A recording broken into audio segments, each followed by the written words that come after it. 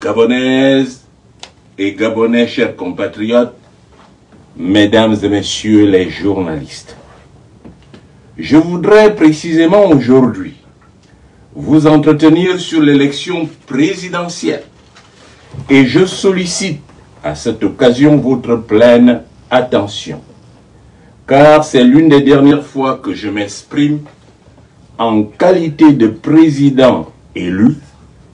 La prochaine fois, certainement, je le ferai en qualité de président de la République investi.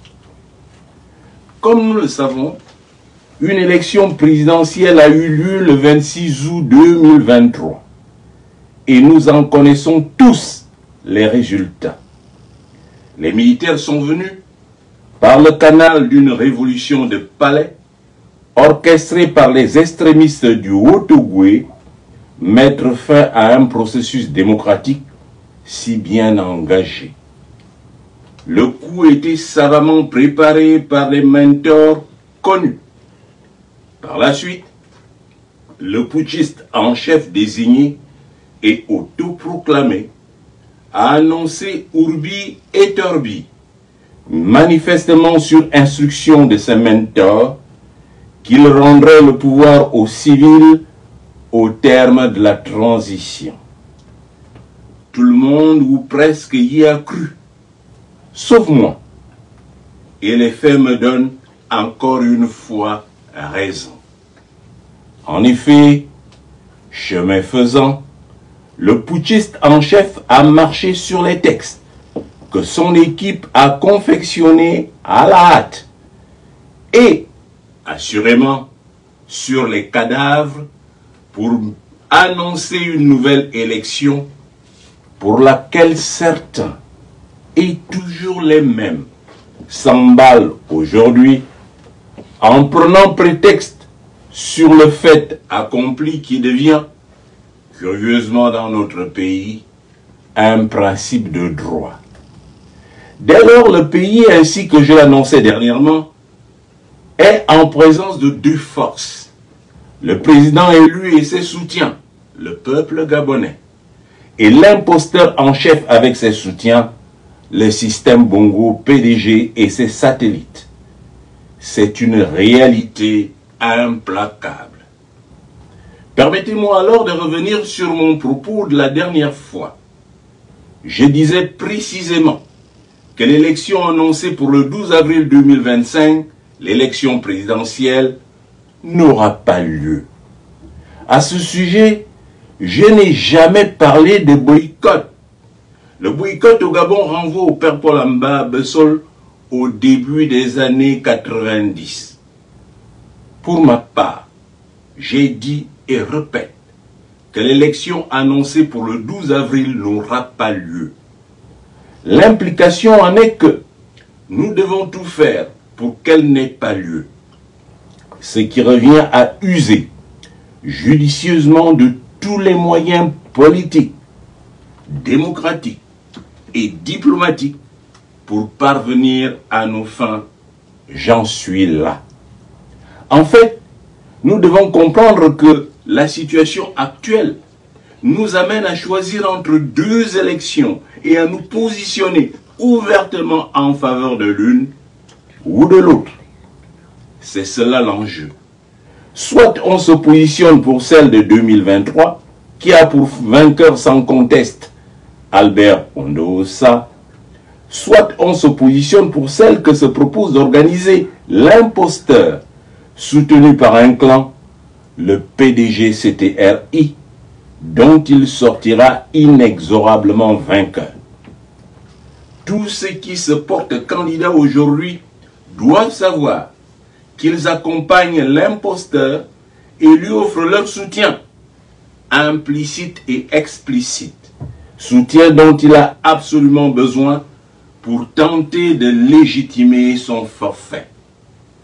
Je voudrais rappeler à cela que le temps du père Bongo Ondimba est bien fini. Le jeu ancien est dépassé et n'a plus aucune prise aujourd'hui. J'aimerais également rappeler à tous les soutiens de l'imposteur qu'ils ne récolteront rien en retour. Bien au contraire. Si d'aventure l'imposteur putschiste réussit à se hisser au sommet de l'État, ils n'auront très bientôt que leurs yeux pour pleurer. Car la situation qui se profile à l'horizon nous met irrémédiablement face à deux scénarios dans lesquels ils sont perdants. Le scénario 1. L'élection du 12 avril n'a pas lieu et c'est la validation automatique des résultats de 2023 puis la mise en œuvre du programme de A2O. Le scénario 2, l'élection du 12 avril 2025 a lieu et M. Oligui Nguema, l'imposteur, devient président de la République. Malheureusement, il s'agira d'une république du PDG-CTRI et rien n'aura changé. Dans le scénario 1, scénario vertueux le plus probable, A2O ne cherchera à régler aucun compte, car il n'a de problème avec personne et n'est ni enfermé, ni guidé par une quelconque coalition. C'est un homme libre qui n'a qu'une ambition, construire le Gabon et non être au pouvoir à tout prix. Quand on construit réellement, on n'a aucun temps pour régler les comptes. A2O a d'avance annoncé quel traitement serait réservé à la famille Bongo, aux Kounabélistes et autres transhumants. Chacun sera à sa place et assumera ses turpitudes passées. Il n'y aura pas d'exclusion, mais A2O choisira comme membre de son équipe des Gabonais compétents et sérieux qui ne traînent pas de casserole. Les procès éventuels pour crimes de sang, financiers et autres, interviendront dans l'équité et le respect des droits de l'homme et des valeurs républicaines. Il sera fait appel, le cas échéant, à la raison d'État pour préserver l'équilibre des pouvoirs et l'équilibre de la nation. Tout sera mis en place pour que le Gabonais soit fier de ses dirigeants, de ses institutions, de son pays et retrouve ainsi sa dignité. La Constitution en vigueur sera celle de 1990 et les mesures économiques phares, du reste déjà annoncées, seront immédiatement déroulées pour soulager la misère de notre peuple et amener notre pays à la prospérité. Dans le scénario 2, scénario catastrophe le moins probable, M. Oligui Nguema accéderait enfin au pouvoir suprême. Mais alors, bonjour les dégâts, car sa première et grande préoccupation sera de régler les comptes à tous ceux qui ont contribué à son ascension d'une part, et à tous ceux qui l'ont méprisé et insulté d'autre part. Les plus en vue sont les suivants. Premièrement, la famille Bongo et précisément Pascaline Bongo et ses satellites. Il voudra prouver au peuple qu'il n'a plus aucun lien avec eux et surtout avec elle. Deuxièmement, les PDGistes qui l'ont accompagné à Doubé. Ils compteront inévitablement parmi les premières victimes. Troisièmement, les membres de la plateforme Alternance 2023, car il n'en aura plus besoin. Quatrièmement, tout ce qu'il a récupéré dans mes rangs, parce qu'ils ne lui serviront plus à rien. Cinquièmement, tous les extrémistes, aussi bien ceux du Haut-Ogooué que ceux du canton qui est à Oyem, pour se donner bonne conscience. Ces frères zélés actuels, dont on connaît les travers, ne seront pas épargnés. Sixièmement, les activistes recyclés et désormais acquis à sa cause. Septièmement, enfin, les Kounabélistes de tous bords, laïcs comme religieux, qui ne seront pas épargnés. Ils compteront eux également au nombre des victimes du système de dictature nouvellement instauré. C'est alors, ne craignant plus loin, qu'il révélera à tout cela sa vraie nature. Laissons courir Les temps qui arrivent leur renverront tôt ou tard au visage les conséquences de leurs errements actuels. Chers compatriotes, tout est clair à présent.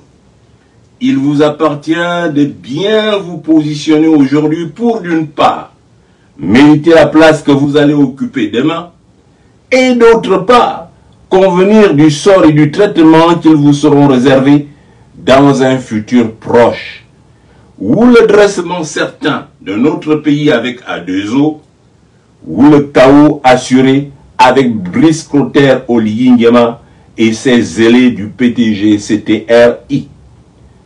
Ainsi que le disait Moïse au peuple, tiré du livre du Deutéronome au verset 15 du chapitre 30, je cite, « Vois, je mets aujourd'hui devant toi, ou le bien, la vie et le bonheur, ou la mort et le malheur. » Fin de citation. Hasta la victoria siempre. Que Dieu bénisse notre pays, le Gabon. Je vous remercie. Alors, il y a quelqu'un qui me demande le 12 et dans une semaine, que faire? Mais c'est toujours cela, les Gabonais. Que faire? Je pense que, aussi bien la dernière fois que cette fois-ci, j'ai été entièrement clair. Il revient à chacun, acte 1, se positionner. Vous êtes pour quelle élection? Il y a deux scénarios qui se présentent face à nous. Ou vous choisissez le scénario que j'appelle vertueux, c'est l'élection de 2023. D'abord ce positionnement. Ou vous choisissez le scénario catastrophe et vous vous positionnez. Ça c'est acte 1. L'acte 2, il est temps que par vous-même vous réfléchissiez. Quel est mon rôle dans la société? Comment faire en sorte que cette élection du 12 avril n'ait pas lieu? Qu'est-ce que moi, en tant qu'individu, je peux faire? Et là, l'indication est précise.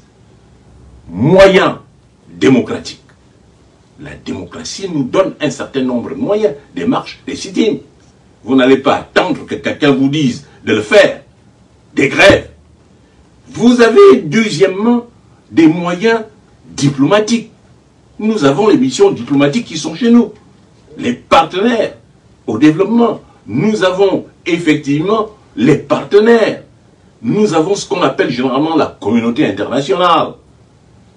Et ensuite, nous avons des moyens politiques. À moins que vous n'ayez opté pour le monétisme et le fait que vous vous êtes mis les œillères, que vous vous êtes fermé les yeux. Que faire? C'est le moment d'être ingénu. Moi, pour ma part, je vous l'ai dit, j'ai choisi d'attaquer par la diplomatie internationale. Et j'ai mis en emploi, et je suis convaincu et sûr que cette élection n'aura pas lieu. Ou alors, elle ne sera nullement validée. Chacun dans ses positions, qu'il aille à l'élection. On verra si elle sera validée. Le défi est clair. Il y a deux positions claires dans notre pays. Alors, à partir de ce moment-là, me demander, le 6 et dans, c'est pas une affaire de semaine. C'est pas une affaire de semaine. J'ai fait une campagne contre Ali Bongo en une semaine. Et je l'ai battu. Alors, nous avons encore beaucoup de jours, beaucoup de temps pour réagir. Alors, moi je ne vous dis pas, allez-y provoquer les militaires pour que vous soyez tués. Ce n'est pas ce que j'ai dit. J'ai dit qu'il existe des moyens politiques, il existe des moyens diplomatiques, il existe des moyens que nous donne démocratiques, que nous autorise, que nous donne la Constitution. Voilà les moyens qu'il faut utiliser. Alors, là, de ce point de vue, il n'y a pas de place. On va encore faire comment? Parce qu'il s'agit là de l'avenir de notre pays. Et les soutiens actuels, je répète, je l'ai dit dans mon propos introductif, les soutiens actuels d'Oligui n'auront rien, parce qu'il va régler les comptes. Tous ceux qui ont changé les camps là, Oligui n'oubliera pas que vous l'avez insulté. Vous avez beau aller dire oui, il soutient, il ne vous épargnera pas. Tous ceux qui véritablement l'ont insulté hier, il ne vous épargnera pas. Et l'un des principes les plus connus de tous les dictateurs du monde, c'est qu'ils se débarrassent automatiquement, une fois au pouvoir, de tous ceux qui les ont portés au pouvoir. Ça, c'est une règle implacable. Alors donc, vous le soutenez, mais vous verrez très très bientôt de quoi il est capable. Alors à partir de ce moment-là, il a encore temps pour le peuple gabonais de se ressaisir. Vous voulez quel discours? Vous voulez quelle maquette? Moi, depuis le début, j'ai dit, voyez mes mains. Je ne suis pas là pour amener le peuple gabonais à la guerre. Non. En plus, il y a un phénomène dont il faut tenir compte. Nous n'avons jamais eu de guerre civile au Gabon. Jamais. Avant Oligui Nguema, la tribalisation de l'État n'a atteint ce niveau. Nous sommes au paroxysme. Il faut arrêter tout ça. Si vous êtes des Gabonais et que vous aimez votre pays, aucun Gabonais conséquent et sérieux ne peut accepter ce qui est en train de se passer. Voilà ce que je dis. J'attends vos autres préoccupations et questions. La position, quelle position doit adopter le peuple? Je viens de le dire. Et mon propos était tellement clair qu'au début, je vous ai dit, notre Seigneur Jésus-Christ, puisque je suis chrétien, dit, vous avez des oreilles et vous n'entendez pas. Vous avez des yeux, vous ne voyez pas. Il faut se mettre des œillères pour ne pas voir ce qui se passe dans notre pays aujourd'hui. Nous courons à la catastrophe. Qu'est-ce que le peuple doit comprendre? Le peuple doit comprendre que l'élection du 12 avril ne doit pas avoir lieu. Moi, je travaille, 1, pour qu'elle n'ait pas lieu, 2, pour qu'elle ne soit pas validée à l'international et qu'Oligui Nguema retourne dans sa caserne.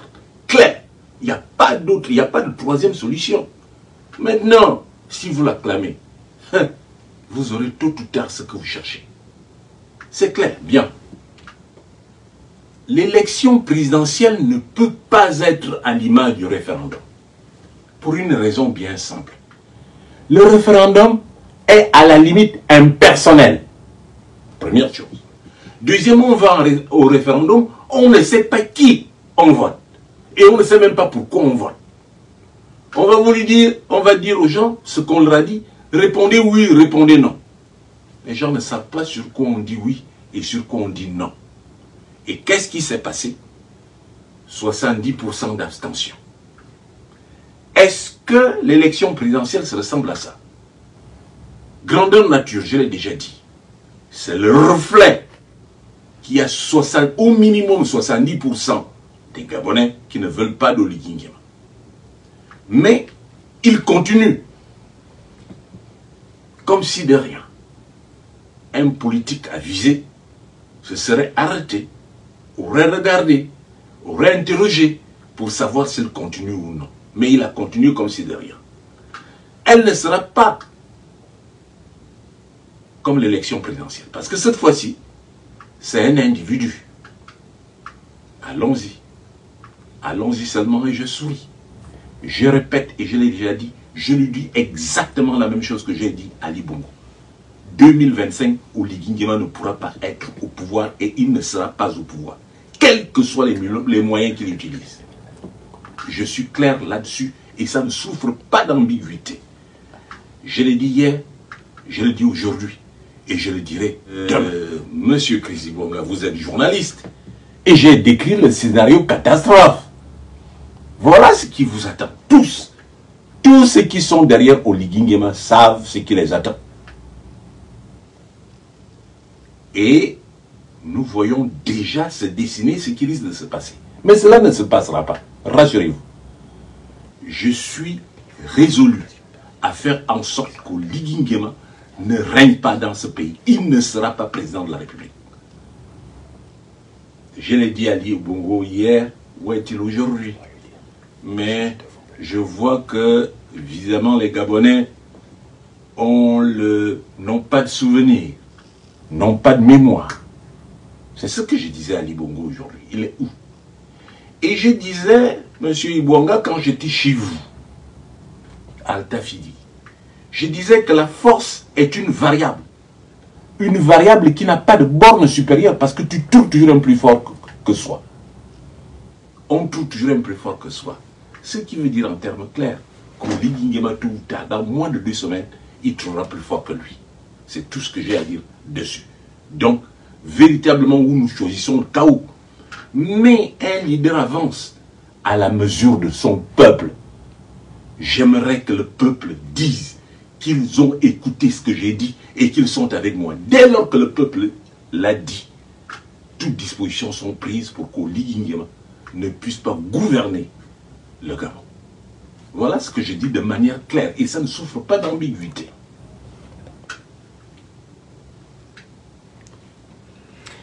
Abraham Ogundu demande: que pensez-vous de la mise à disposition du candidat Oligui Nguema par l'armée afin de concourir à l'élection présidentielle?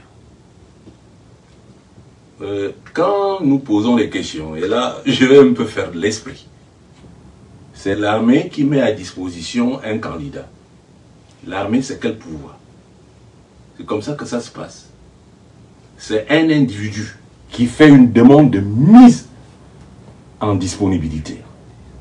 Et dès lors qu'il fait cette demande de mise en disponibilité, d'abord je tiens à rappeler que le militaire c'est un fonctionnaire. Il fait une demande de mise en disponibilité qui est traduite au ministre de la fonction publique via le commandant en chef de l'armée. Mais la démarche de Oligui, elle n'est pas bonne. Qui a vu le texte? Il a fait une demande auprès de qui? Qui a vérifié la demande? Puisque nous sommes en période électorale, il faudrait que nous ayons tous les documents datés, authentifiés. Qui a fait la demande? Il l'a fait où? Auprès de quelle instance? De quelle autorité? La déclaration verbale faite au stade n'a pas valeur juridique. Dans quel état sommes-nous? Essayons véritablement d'être un tout petit peu sérieux. Tout ce qui s'est fait depuis le 30 août se fait sur la base du non-droit et se fait sur la base du dit. En quoi le dire remplace un acte juridique, un acte administratif? Alors donc pour moi, je n'ai pas vu ce texte-là et je dis qu'Oligui Nguema se paye la tête des Gabonais. Il n'a pas démissionné, il n'a pas écrit une lettre, aucune autorisation ne lui a été donnée, il reste toujours commandant en chef de l'armée. Parce que c'est sa seule couverture. Il ne peut nullement se présenter comme civil à l'élection présidentielle. Il a fait... Donc moi je ne crois pas qu'il est civil et ça ne change rien. Moi aussi je peux dire que je suis devenu militaire du jour au lendemain. Ça change quoi dans la réalité? Alors, il y a des choses que nous acceptons. J'aimerais faire une extension. Oligui Nguema dit qu'il a fait un coup d'État. J'en rigole. Cela prouve qu'Oligui Nguema ne connaît même pas l'armée. Parce que quelqu'un qui connaît l'armée, un général, qui plus est, ne peut pas dire que j'ai fait un coup d'État. Un général ne fait pas un coup d'État dans une armée. Dans aucune armée du monde. Ça n'existe pas. Je suis désolé. Il existe dans l'armée le directeur des opérations. Ce n'est pas lui qui fait les coups d'État. Il existe dans l'armée des sous-officiers qui ont les troupes. C'est eux qui font les coups d'État. Il a fait quel coup d'État? Comment? Parce qu'on l'a soulevé, la garde présidentielle l'a soulevé. Alors donc arrêtons ça. C'est une révolution de palais. Et il ose dire qu'il a fait un coup d'État, il n'a pas fait de coup d'État. On l'a appelé en disant que c'est la situation la moins mauvaise pour des gens qui sont connus, des extrémistes du Haut-Ogooué, ils sont connus. Les mentors d'Oligui Nguema sont connus. Je connais la liste. J'ai le compte rendu de la réunion qui a eu lieu. Alors à partir de ce moment-là, qu'on ne nous raconte pas l'histoire. Qu'il raconte son histoire à tout le peuple gabonais, mais le peuple finit par comprendre que véritablement ce sont des fariboles. Il n'y a rien de sérieux dans ce qu'il fait, rien de sérieux dans ce qu'il dit. Voilà où j'en suis.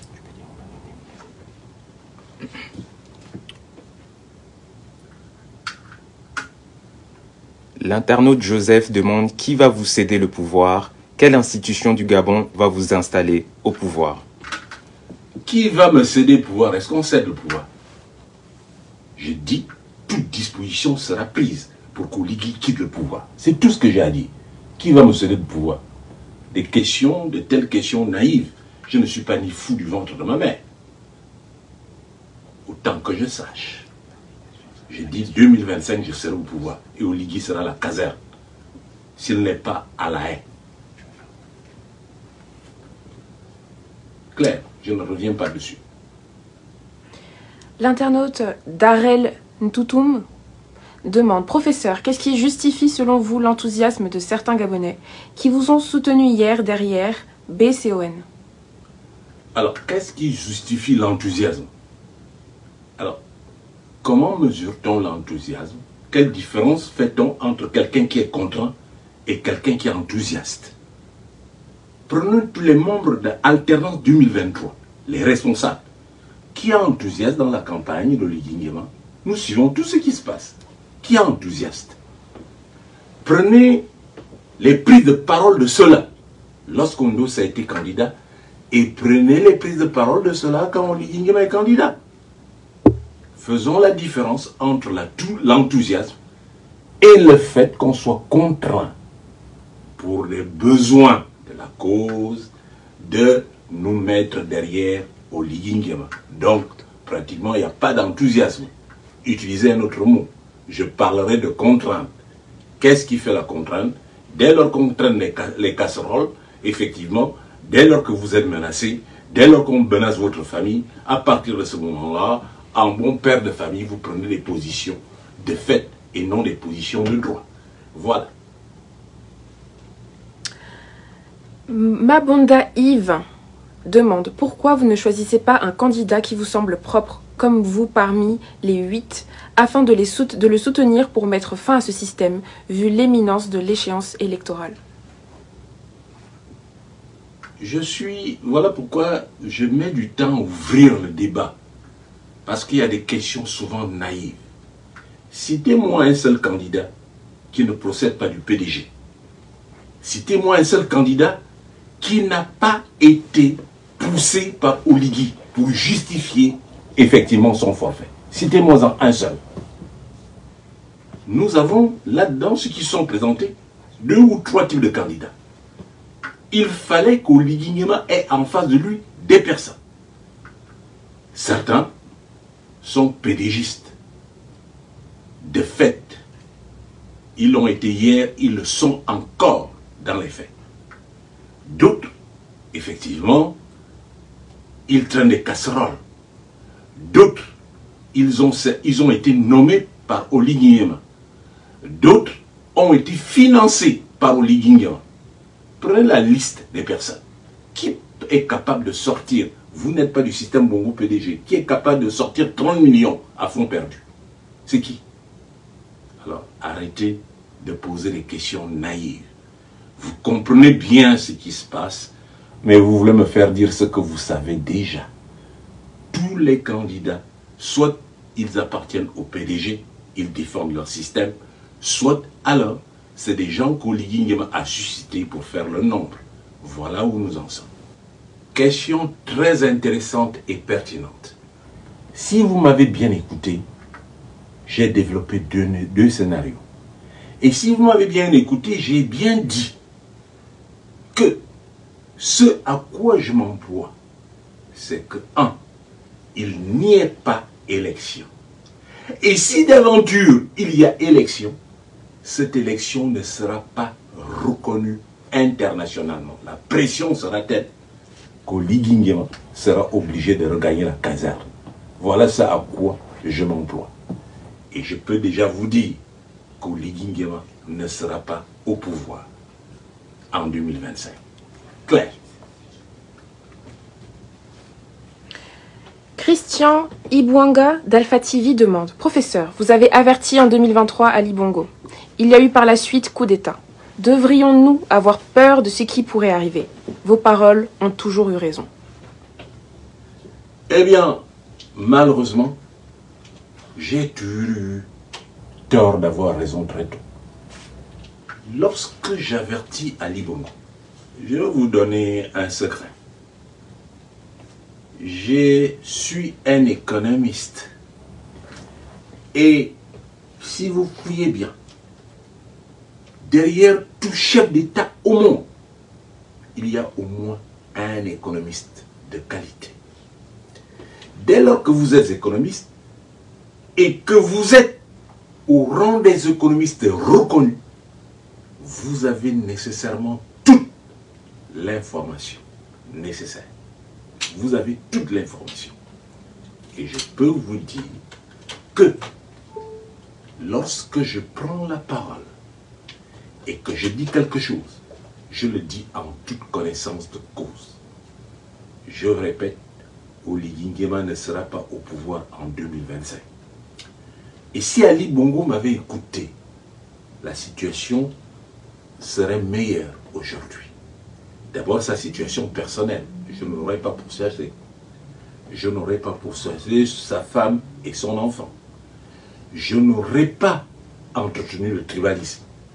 Je n'aurais pas effectivement cherché à régler les comptes. Je ne serais pas rentré dans les biens des individus. Je ne serais pas allé piller les maisons des individus et en faire ma propriété. Non. Les choses se seraient faites selon les règles là. Si quelqu'un est soupçonné de détournement, ou si quelqu'un est soupçonné de richesse ou de biens mal acquis, c'est au tribunal d'en juger. Les procédures doivent être correctes. Or, ce qui s'est passé, Oligui Nguema et sa bande du CTRI se sont empressés de s'approprier et de l'argent et des biens qui n'étaient pas les leurs. Là est le problème. Ali Bongo ne m'a pas écouté. Pourtant, plusieurs personnes le lui ont recommandé. Des chefs d'État le lui ont recommandé. Ses amis chefs d'État le lui ont recommandé. Ali Bongo est resté insensible. Je pense, j'ose croire que Oligui Nguema a de la famille. J'ose croire qu'Oligui Nguema a des parents.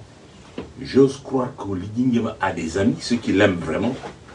Eh bien, c'est le moment de lui dire de reculer. Et c'est le moment de lui dire de revenir à la raison.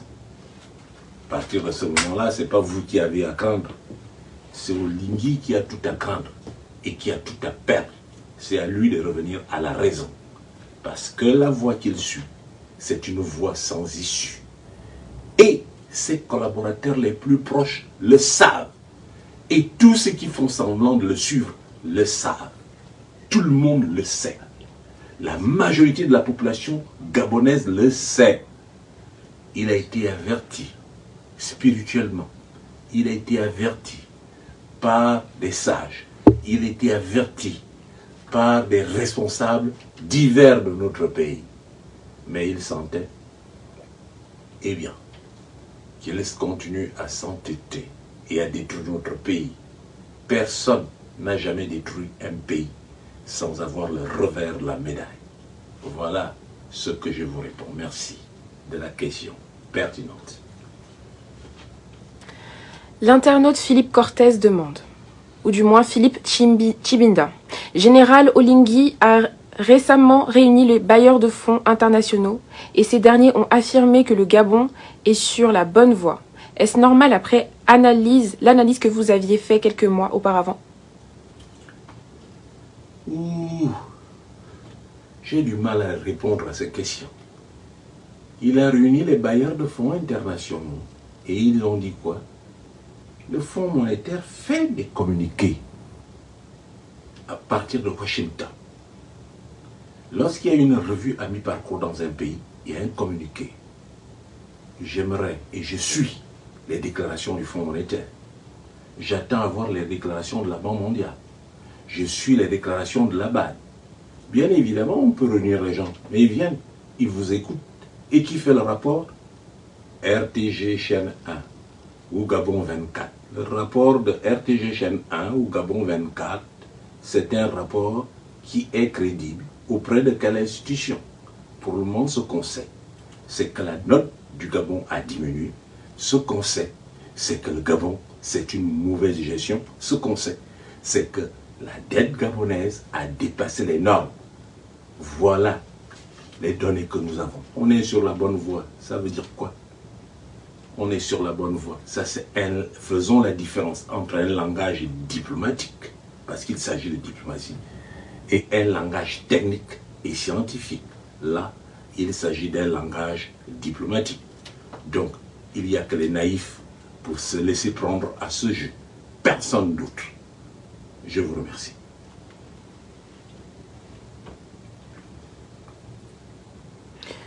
Fred Njota demande: pourriez-vous mettre fin à la France-Afrique si vous passez au pouvoir?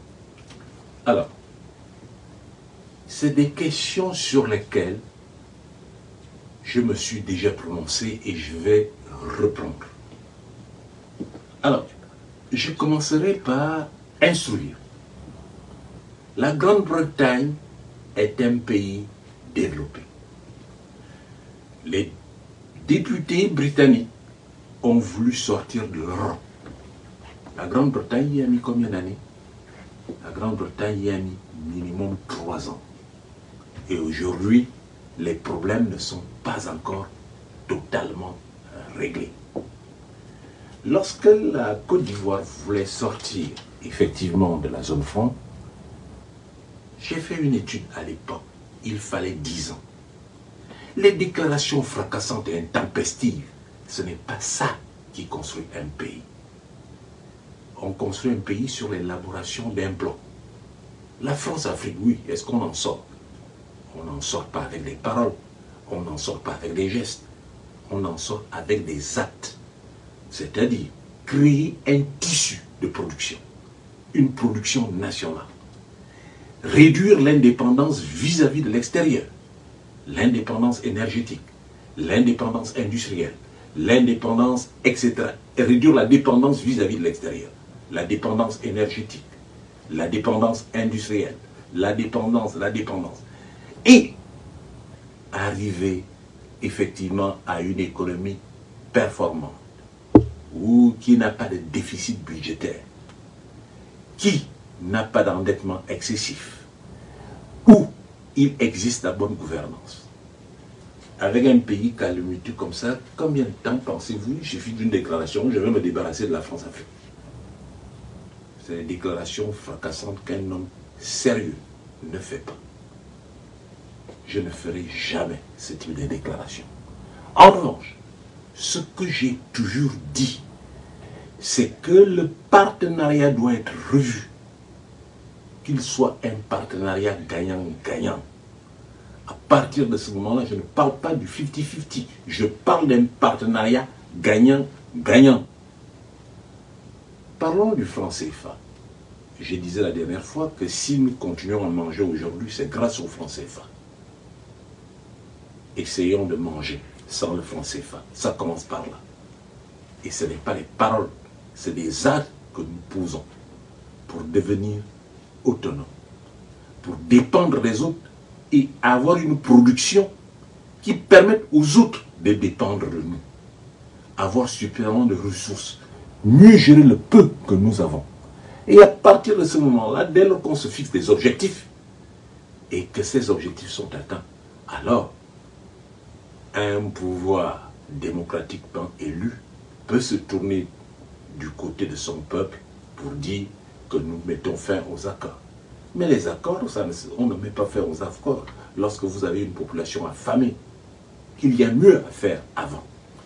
Bien sûr qu'il y a l'antécédent et il y a la conséquence. Mais véritablement, il ne faut pas rentrer pour l'heure dans ce type de débat. Mais si vous voulez développer votre pays, il faut rentrer dans d'autres débats en prenant le temps. Oui, qu'est-ce que vous allez faire? Le franc CFA, la France-Afrique. Oui, la France-Afrique est un problème. Mais ce qui compte, ce n'est pas le volume de problèmes, c'est la manière de les résoudre. Or, ce n'est pas des problèmes qu'un pays sérieux résout par des slogans. Non. Non. Je suis désolé. Un pays sérieux met en place un programme. En se disant, nous nous donnons 10 ans. Mais il y a des objectifs préalables. C'est ce qu'on appelle effectivement des objectifs intermédiaires. Nous allons travailler pour ne pas avoir de déficit budgétaire. Nous allons travailler pour équilibrer nos comptes. Nous allons travailler pour effectivement ne pas avoir un endettement extérieur. Nous avons travaillé pour avoir une masse salariale qui réponde aux normes communautaires. Il y a des objectifs intermédiaires. Dès lors que vous avez rendu votre production performante et votre économie performante, ça ne se fait pas en 2 jours, vous pouvez alors poser ce type de problème. Ils viennent en seconde zone. On ne les pose pas en premier instant et de manière brute, sans s'y être préparé. Sinon, vous allez aboutir à ce que fait Oligui. Il n'a pas été préparé au pouvoir, il ne sait pas ce que c'est.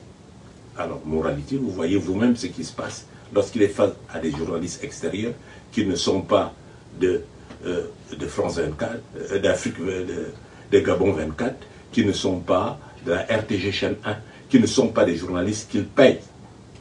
Il est complètement désarçonné. Il faut se préparer à cela. Et ça prend du temps. La construction prend du temps. Je l'ai dit 1 fois, je l'ai dit 2 fois, je l'ai dit 3 fois.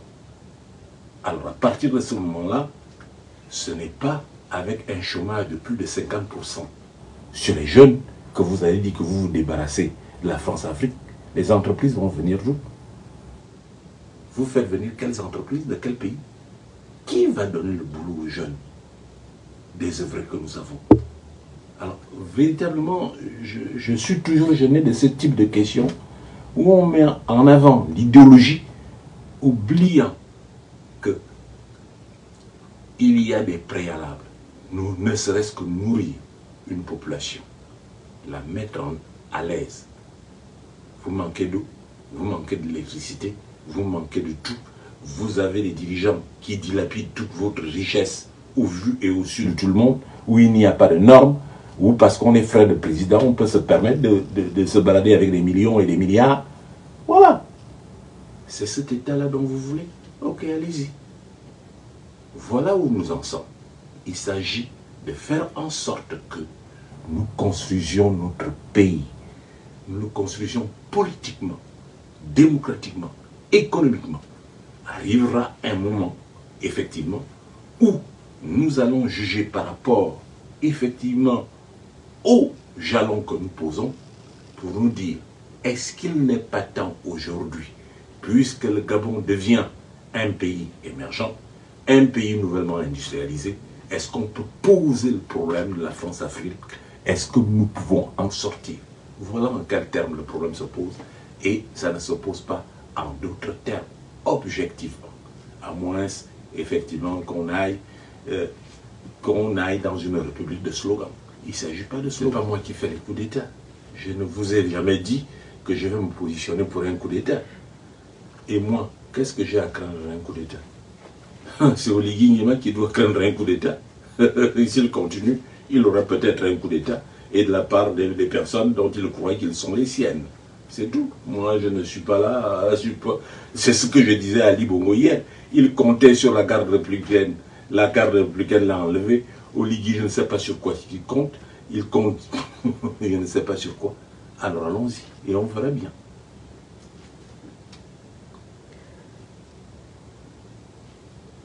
Lanis Obama demande, professeur, quelle est la plus grande erreur économique du président Oligui?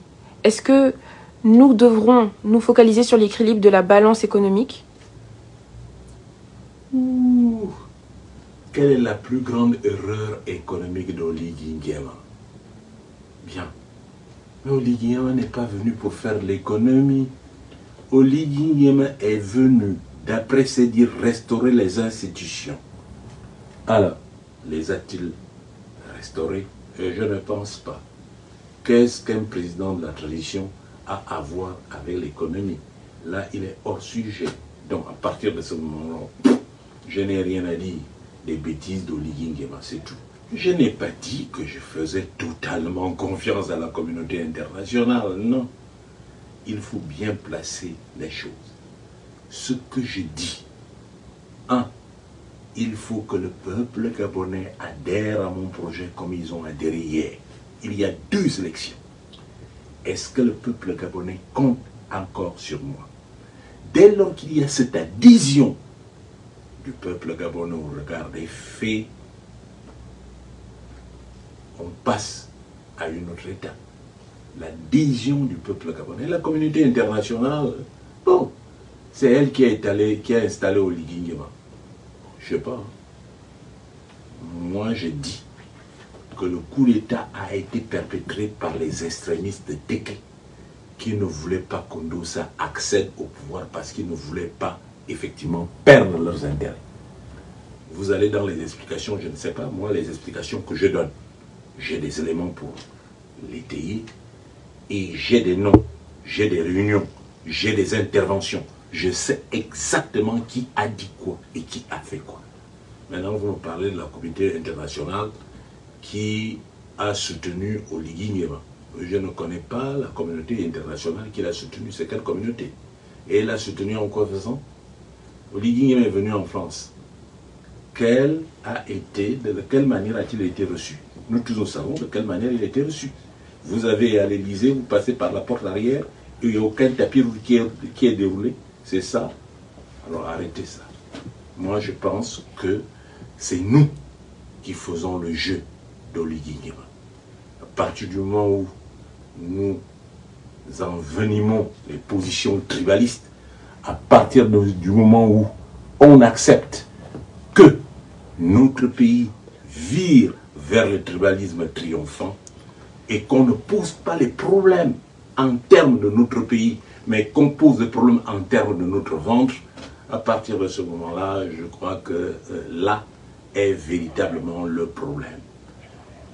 Si les Gabonais aujourd'hui, en majorité, se disent il n'y a pas élection, l'élection n'aura pas eu. Si les Gabonais, lorsque la garde présidentielle l'a soulevé pour dire Oligui président, si les Gabonais s'étaient mis dans la rue pour dire nous ne voulons pas d'Oligui président, Oligui ne serait pas aujourd'hui président. Il faut que nous soyons clairs. Assumons nos responsabilités. C'est toujours l'extérieur, c'est toujours l'extérieur, c'est toujours l'extérieur. Mais l'extérieur a des signes où on sait que tel chef d'État est respecté. Oligui Nguema est parti dans quel pays occidental et a été reçu en quelle qualité de chef d'État?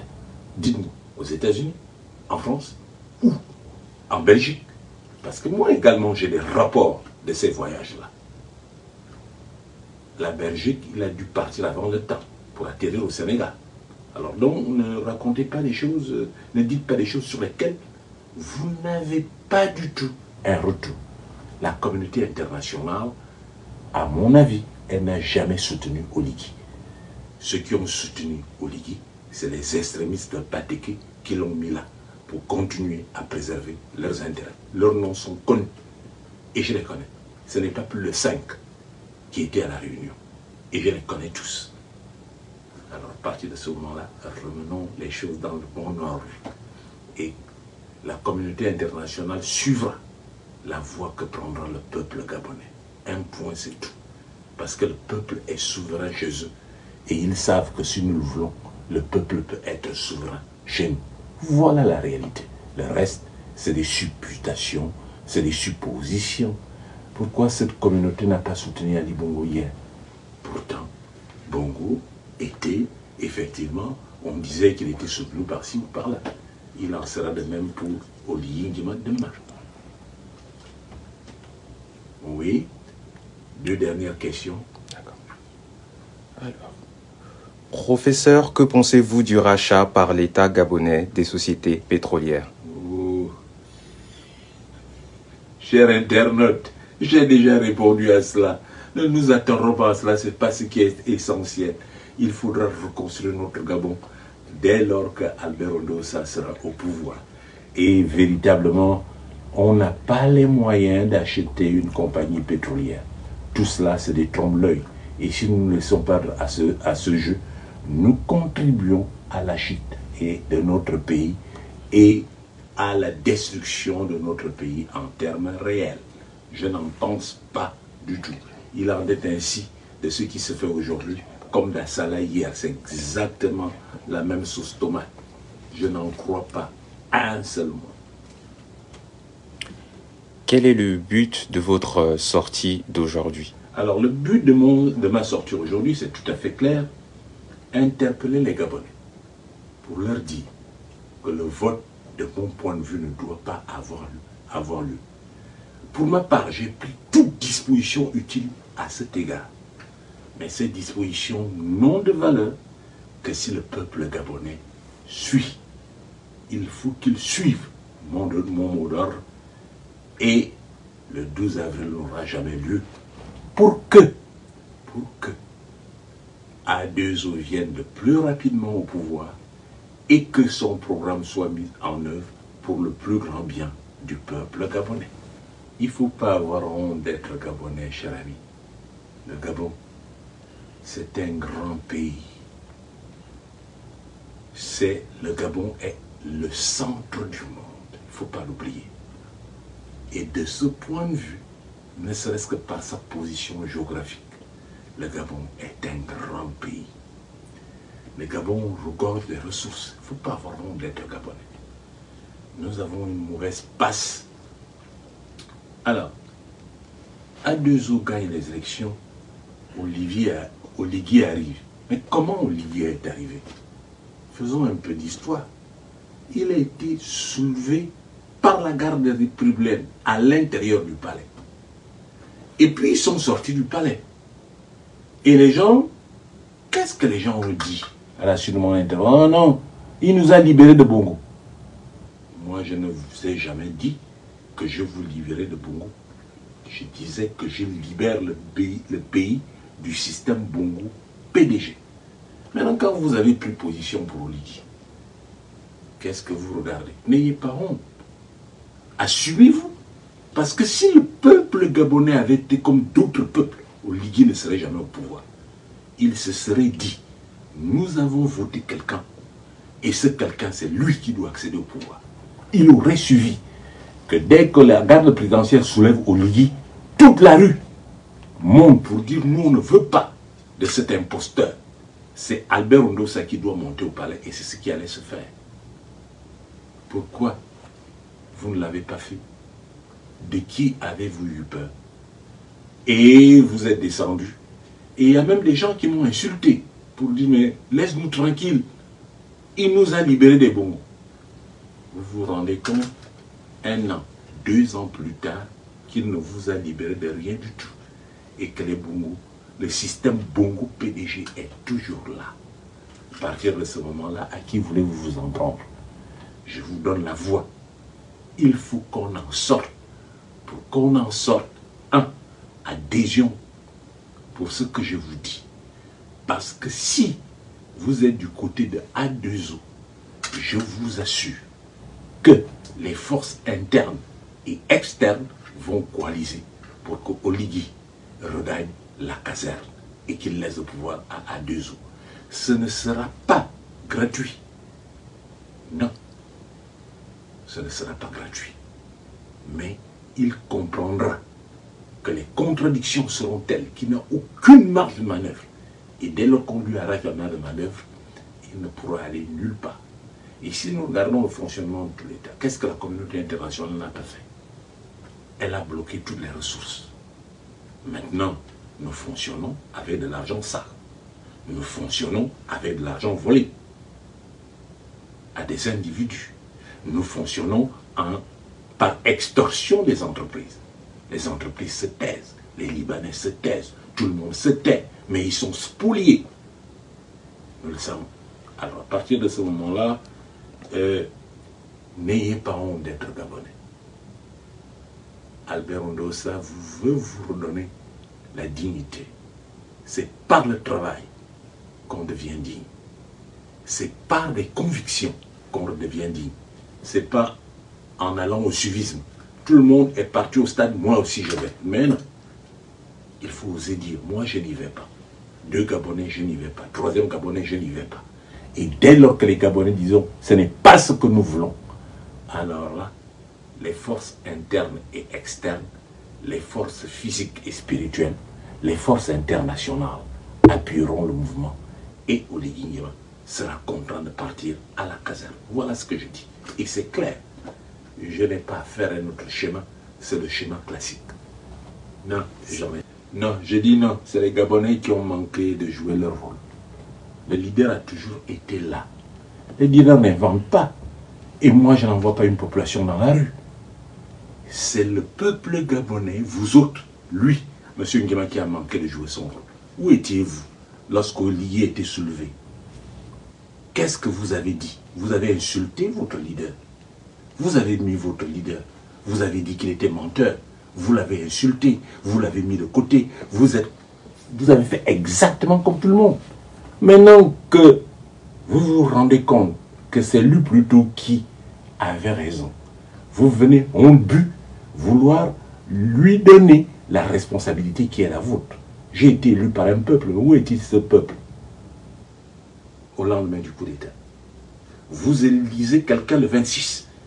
Et puis un quidam vient pour dire qu'il prend le pouvoir. Vous êtes là, vous ne faites rien. Et vous dites c'est le leader qui a manqué. Ah oui, c'est toujours le leader. Vous n'avez aucune responsabilité, n'est-ce pas? C'est le leader qui vous a fait acclamer Oligui Nguema. C'est le leader qui vous a amené à l'insulter. C'est le leader qui vous a amené à dire on s'en fout de lui. C'est le leader qui vous a amené à ne pas suivre ses mots d'ordre. Pourtant, depuis le début, je vous ai averti. Pour dire 10 mois après, 15 mois après, 2 ans après, c'est lui qui avait raison. Alors, assumez-vous. Moi, je m'assume. Mais la différence entre vous et moi, c'est que moi, je fais tout dans l'intérêt du peuple et je suis mon peuple. Je ne suis pas Oligui Nguema, qui ne suit pas le peuple. Moi, je suis le peuple. Le peuple va avancer, j'avance. Le peuple recule, mais je suis là. Quand le peuple est prêt, le leader est là. Je n'ai jamais manqué de lucidité. Je vous ai toujours averti. Je suis toujours intervenu au risque de ma vie. Et vous? Qu'est-ce que vous assumez comme responsabilité? Savez-vous que les Camerounais et les autres, les Sénégalais, se payent notre tête, disent que les Gabonais ne sont pas un vrai peuple? Alors à partir de ce moment-là, il faudrait que vous sachiez que votre responsabilité est désormais engagée. Je viens de vous tendre une nouvelle prêche, une nouvelle perche. À vous de la récupérer ou non. À vous de suivre ou non. Sinon, si vous suivez Oligui, vous n'aurez que vos yeux pour pleurer. Je suis là pour montrer la voie et vous demander de la suivre. Si vous n'adhérez pas à ce que je vous dis, que voulez-vous que je fasse? Et je répète aux jeunes que ma vie est derrière moi. Si je le fais, ce n'est pas pour moi. C'est pour les générations futures. Alors, construisons notre pays. Cessez d'être défaitiste. Posez-vous la question. Quelle est ma responsabilité? Vous qui m'avez posé la question. Quelle est la vôtre? Quelle est la vôtre? Moi, je sais ce que j'ai pris comme engagement. Ce que j'ai pris comme coût. Ce que j'ai pris comme risque. Vous avez pris quel risque? Arrêtons. Le Gabon est dans cette situation-là. Ce n'est pas faute de n'avoir pas eu de leader, mais parce que le peuple ne s'est pas montré conséquent par rapport à lui-même. Peuple gabonais, redressez-vous. Pour une fois, il est encore temps de récupérer notre histoire, de récupérer le pouvoir et d'aller effectivement sur le droit chemin. Voilà ce que je peux vous répondre. Le mot de fin. Alors, je crois que j'ai fait ma part. Je tenais à vous parler aujourd'hui. Parce que vous avez l'impression qu'il n'y a personne, c'est faux. L'impression que nous donnons à l'extérieur, c'est que nous n'avons pas de peuple. Un peuple qui sait ce qu'il veut. Les Sénégalais ont arraché leur victoire. Ils ont arraché leur pays des mains de Wade. Ils ont arraché leur pays des mains de Macky Sall. Les Sénégalais. Les autres pays l'ont fait. Les autres peuples l'ont fait. Nous sommes à la croisée des chemins. Je vous ai interpellé ce soir pour vous dire de ne pas aller au découragement. Il y a quelques jours qui nous séparent du vote. Mais rien ne vaut un peuple volontaire, un peuple engagé. Vous avez tout dans les mains pour que cette élection ait lieu. Et moi, je prends les dispositions qui sont les miennes pour qu'elle n'ait pas lieu.